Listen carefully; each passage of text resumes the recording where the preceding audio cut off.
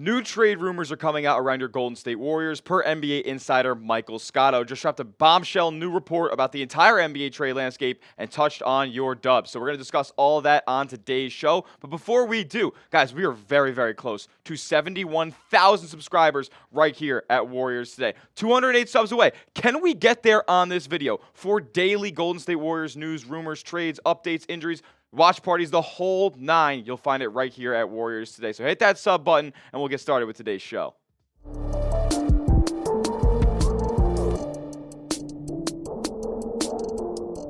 What's going on, Dub Nation? You're watching Warriors Today by Chat Sports. I'm your host, Tyler Smith, and on today's show, new trade rumors surrounding your Golden State Warriors. And NBA Insider Michael Scotto decided to break it all down and basically dive into what Golden State's trade plans are now that they've lost, 12 of their last 15. They're absolutely falling off a cliff, and they're going to be looking for more help externally around the league. Let's jump right into these quotes from Scotto. He said, ideally, the Warriors want to give Curry another shot to compete for a championship this season. Following the Dennis Schroeder acquisition, there remains more work to do for a team that started 12-3, but has since gone 4-13.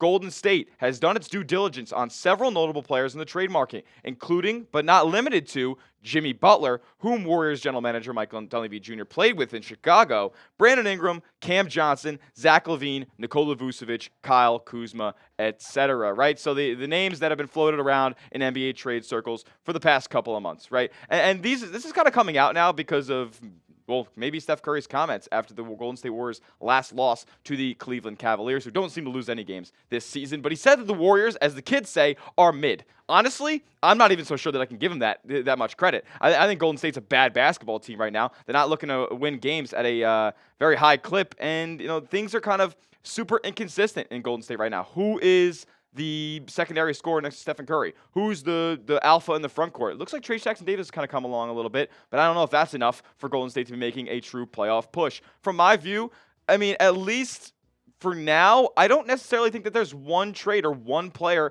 out there being dangled in trade rumors that could necessarily make Golden State a contender off the rip and really a true threat in the Western Conference. But I do think that the front office, Mike Dunleavy, Joe Lacob, even Steve Kerr, they all owe it to Steph and Draymond and the crop of Golden State players who have been here for the long haul to try to go out there and acquire somebody that can raise the ceiling of Golden State. And in my opinion, maybe the only player that could do that for Golden State is Jimmy Butler. Now, I've kind of flip-flopped on whether or not I like Jimmy Butler as a member of the Golden State Warriors or not, but you can't deny what he has done in the postseason. You can't deny the clutch factor of Jimmy Butler, his ability to take over games for long stretches, and for a team like Golden State who's seen Steph Curry kind of struggle a bit lately, shooting the basketball, and defense has been throwing the kitchen sink at him. Golden State just needs another outlet out there to go and dominate the ball and be able to take over games by himself. He's not having his best season right now, but he shoots the ball incredibly efficiently and can work out of the mid-range, maybe add a new element to a Golden State offense that didn't previously have that. Pat Riley, though, the president of the Miami Heat, has come out publicly with a team report and said that we are not trading away Jimmy Butler. Could Golden State keep knocking down the door for a guy like Butler this trade season? I kind of hope so, because like I said, I think Jimmy Butler is the biggest ceiling raiser that you can go out there and acquire right now. You heard the other names, and we're going to talk about those other names later on in the show, but, I mean, Jimmy Butler is a different level of player than those guys that we previously listed. He's done it before. He's played and he's performed at a super high level on the league's highest stage. But is that an avenue that Golden State wants to go down right now with him heading into free agency this year, him going to be 37 years old, heading into next season? Like, there are definite red flags to trading for Jimmy Butler. Will he even want to stay in Golden State if things don't go so hot for the, 3 months that he'll be here after the NBA trade deadline in February? There's definitely some things to ponder about this, but there's no doubt that Jimmy Butler can give Golden State a boost offensively and defensively on the wing as well. I want to give some credit to my good friend Nick Roloff, the host of the Heat Report here at Chat Sports, because he came up with this trade idea, a 3-team deal for 3 teams that are looking to make a deal right now.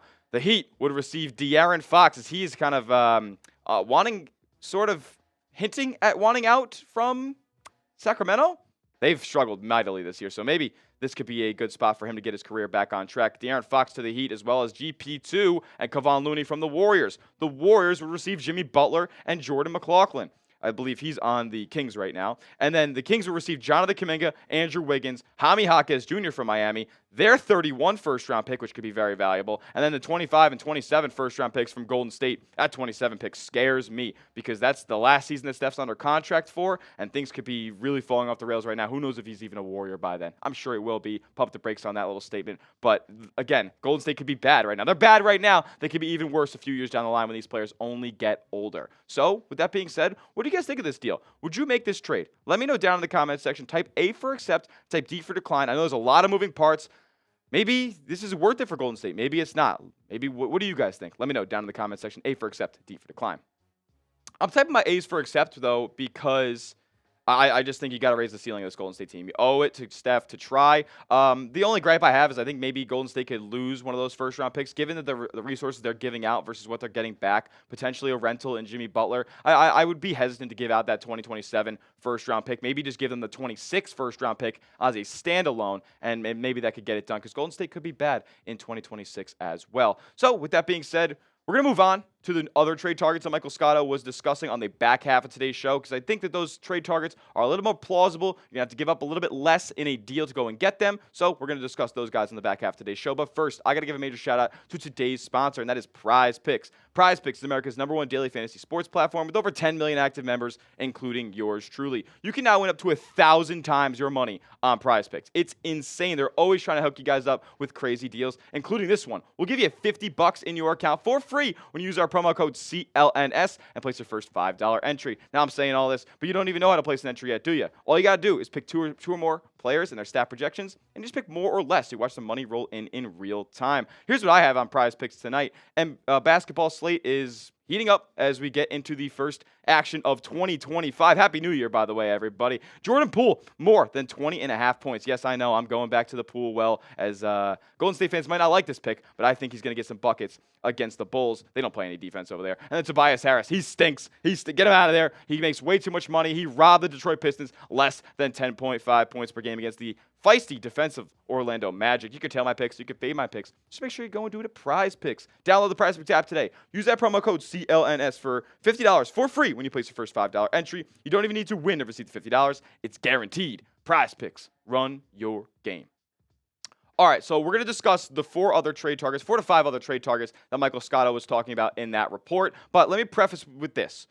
Golden State is in a position now, after trading for Dennis Schroeder, where they have a little bit more flexibility to make one of these deals. Maybe Andrew Wiggins doesn't necessarily have to be a part of these big money deals that Golden State would have to swing around. You could potentially keep him in town while flipping Dennis Schroeder, who really has not been all that productive for Golden State. Doesn't seem to be much of a fit, and we knew this going in after they made the trade. Also, you got guys like Gary Payton II. You got Kevon Looney. Them together makes about $17 million.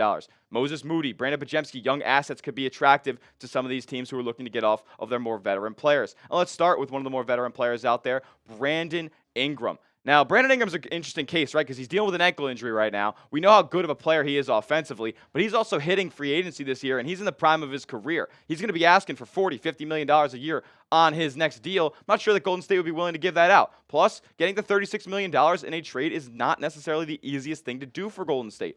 I like the player Brandon Ingram, and I think he could be a very, very much needed addition to a Golden State team that lacks off the bounce scoring, but it gets complicated because I'm not sure that Brandon Ingram, I think he would want to stay in Golden State long term, but he would still want to get paid, and I'm not so sure that Golden State would be willing to match his price tag, which could create for some friction within himself in the front office if he were to be traded here, and then he could not want to come back to Golden State altogether. You'd be losing a ton of assets and getting nothing back in return once the summer hits. Now, moving on to my guy. You guys know my guy. It's Cam Johnson. Listen, man, he's got the size profile. He's got the defensive versatility. And, those aren't even the two things that he's most known for in this league. This guy shoots the leather off of the basketball. Just complete sniper from outside, like 45% free three-point shooter on really good volume too, like 6 to 7 attempts a game. Like he can attack the rim as well. Like he's a very versatile player, one of the more underrated players in this league, and he's very, very easy to go out there and acquire. Only about a $21.5 million contract per year that the Golden State, maybe 22, that they would have to go out there and match this season. throw Schroeder in there, throw GP2 in there, and the deal's done. Golden State obviously did have exploratory conversations with Brooklyn prior to making the Dennis Schroeder deal about acquiring Cam Johnson, but it never got very far because Golden State wasn't willing to give up Jonathan Kuminga. I don't know. I go a little bit back and forth on whether or not I'd give up Kuminga for Cam Johnson, but guess what? You're going to have to pay Kuminga this summer. You're not going to have to pay Cam Johnson. He's under contract for the next 3 seasons. Like, I think it's a no-brainer. I would love to go out there and get a floor spacer like Cam Johnson. Hey, who knows? That could help take his game to the next level playing in Golden State's system. Next up on Scotto's report was Zach LaVine. Zach LaVine's actually having a decent enough season, shooting the ball very efficiently. We know what Zach LaVine can do scoring the basketball, 3-level scorer completely, and he just can get buckets in bunches, but isn't the best overall facilitator. I mean, those numbers are a little bit inflated. His usage is so high in Chicago that I'm not so sure that he would necessarily fit within Golden State's roster. But at the end of the day, like, what have I been preaching this whole time is that Golden State needs another guy who could just put the ball in the cup. They don't have enough consistent, reliable secondary or even primary scoring at this point. Zach LaVine can make that happen. His contract is a little expensive as well, but I think Golden State can make a deal for him. Go. Next up. This guy, I'm out. I'm gonna keep this short and sweet on Kyle Kuzma. He's a bad IQ basketball player. Shoots the ball at an incredibly inefficient rate. Maybe that's more of a product of what's going on in Washington. But, man, I'm not a fan of Kyle Kuzma's game whatsoever. Can't shoot the 3 ball at a consistent clip. Doesn't really play defense much. And his body language isn't always the best. I don't think he's the most he doesn't have the highest leadership qualities of anybody out there in the NBA trade market right now, and that's probably a reason that Washington's kind of wanting to get off his contract. He apparently wants to go to Dallas, but apparently Dallas doesn't want to make that deal after they did last year, and Kyle Kuzma blocked any trade to the Dallas area, and that's just kind of guy he is. I'm not sure that I want that player on Golden State's team right now. It isn't great off the court, and it is definitely not that great on the court. The numbers are very inflated and empty over there in Washington.